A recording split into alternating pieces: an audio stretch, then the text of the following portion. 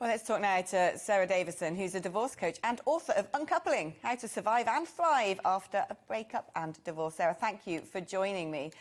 You've described being totally flawed by your own divorce. What did you learn from your experience? Yes, you're right. I was absolutely flawed. It hit me like a freight train because I didn't see it coming. And at the time, I had been a coach for, I think it was about 15 years.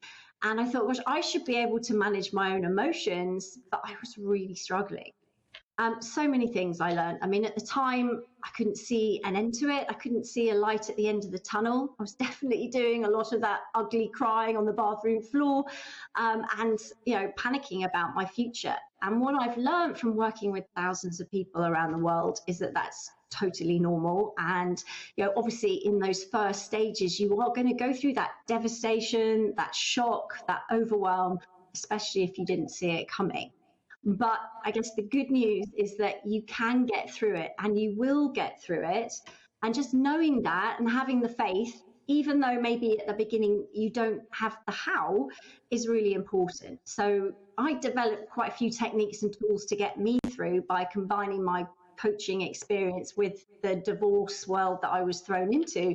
And that's now what I share with people around the world to help them cope with the emotional roller coaster, as well as those practical challenges that we all face going through a breakup. In terms of your clients, are they largely more men or women, or is it a 50-50 split?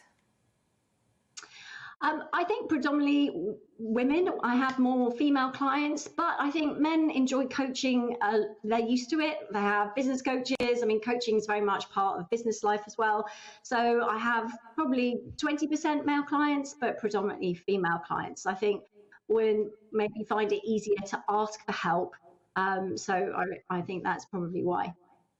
And what sort of advice do you give them? Is it sort of practical advice, emotional advice, both? Yeah, it's a bit of both. I mean, obviously every client is different, every scenario is different, and I think it's really tailored to the individual. Some people are absolutely devastated. For example, last week I had 3 different clients, but all dealing with betrayal. So their partners had betrayed them, gone off to start new relationships with other people. The first one was devastated, crying uncontrollably.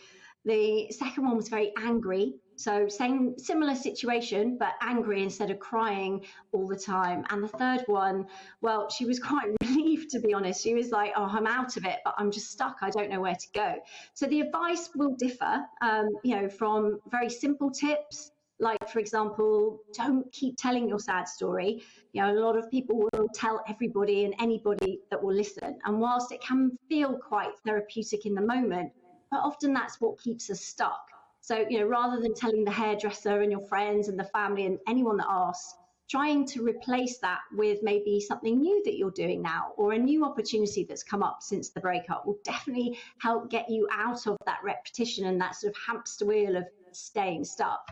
But also little tips that I love, like, if you are heartbroken and you're really struggling to let go of your ex, then maybe don't use their full name, because a name has a lot of emotion attached to it. So instead of using a full name, maybe either it's Robert or say Rachel, just reducing that down to their first initial, but I'm not talking a capital letter either, by the way. I'm talking like a teeny weeny little r, and referring them to as R actually takes a lot of emotion out and enables you to dial down some of that negative emotion, that intensity, so that you can start to steady your emotions and start to look moving forward.